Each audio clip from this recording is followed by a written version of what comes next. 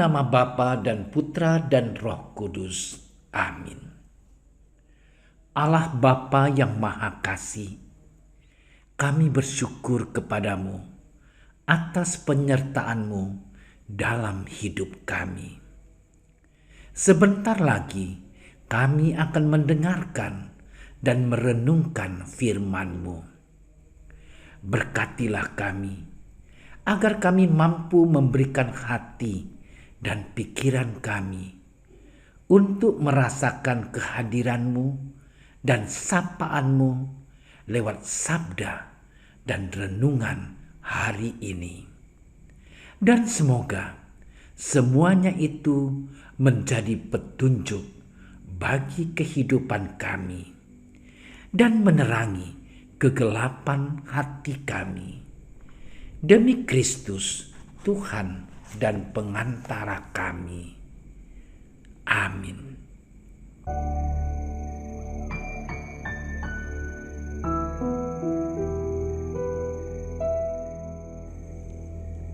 Sekali peristiwa, Yesus memanggil ke-12 murid dan mengutus mereka berdua-dua. Ia memberi mereka kuasa atas roh-roh jahat dan berpesan kepada mereka supaya jangan membawa apa-apa dalam perjalanan mereka kecuali tongkat, roti pun jangan, bekal pun jangan, uang dalam ikat pinggang pun jangan.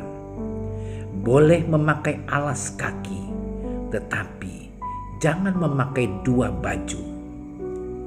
Katanya selanjutnya kepada mereka, kalau di suatu tempat kamu sudah diterima dalam suatu rumah, tinggallah di situ sampai kamu berangkat dari tempat itu.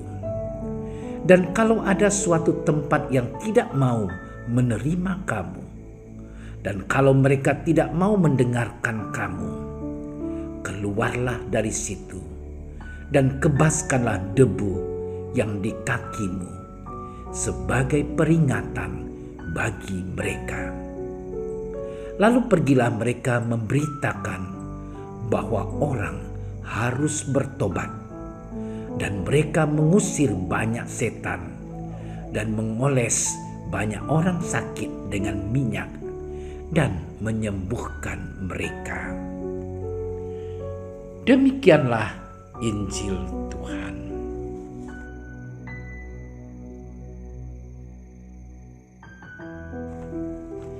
Saudara-saudariku yang terkasih, panggilan pertama dan utama para murid adalah untuk menyertai Yesus dan tinggal bersama Yesus. Saat tinggal bersama Yesus, para murid melihat, mengalami, dan mendengar banyak hal yang dilakukan dan diajarkan oleh Yesus. Mereka mendengarkan khotbah dan ajaran Yesus. Mereka melihat bagaimana Yesus mengusir setan, mengampuni orang berdosa, menyembuhkan orang sakit, meredakan gelora lautan, dan membangkitkan orang mati. Saudara-saudariku yang terkasih, Injil yang kita dengarkan hari ini mengisahkan tentang para murid yang dipanggil oleh Yesus dan diutus untuk ikut ambil bagian dalam karyanya. Di tengah segala keterbatasan mereka, para murid dipilih dan diutus oleh Yesus berdua-dua ke tengah bangsa Israel untuk memaklumkan pertobatan. Para murid diutus untuk melaksanakan apa yang mereka lihat, apa yang mereka dengar, dan apa yang mereka alami saat mereka bersama dengan Yesus. Dengan kata lain, para murid diutus untuk melaksanakan apa yang diajar dan dibuat oleh Yesus. Pesan Yesus dalam perutusan para murid supaya mereka tidak membawa apa-apa kecuali tongkat. Saudara-saudariku yang terkasih, dalam segala keterbatasan manusiawi kita tetap dipanggil, diangkat, dan dipilih untuk menjadi utusannya. Tuhan tetap memerlukan kita untuk menjadi perpanjangan tangannya dalam menyebarkan cinta dan karya baiknya. Yang terjadi ialah kita seringkali kurang bersedia, malah tidak bersedia menanggapi panggilan Tuhan untuk menjadi perpanjangan tangan kasih-Nya dalam menyebarkan cinta dan kebaikannya di tengah dunia. Saudara-saudariku yang terkasih, terhadap panggilan Tuhan untuk menjadi pengurus lingkungan, stasi, dan paroki, dengan berbagai alasan seringkali kita kemukakan alasan keterbatasan diri, perasaan tidak layak untuk mengemban tugas mulia itu, dan lain sebagainya. Sabda Tuhan hari ini meneguhkan kita bahwa dalam segala keterbatasan Tuhan tetap mau memakai kita menjadi perpanjangan tangan kasih-Nya untuk membawa berkat bagi sesama. Saudara-saudariku yang terkasih, menjadi pertanyaan bagi kita, bersediakah kita menjadi perpanjangan tangan kasih Tuhan untuk membawa berkat bagi sesama kita? Bersediakah kita menjadi utusan Tuhan tanpa melihat dan mengandalkan semua fasilitas, tetapi mengandalkan rahmat Tuhan, iman kepadanya?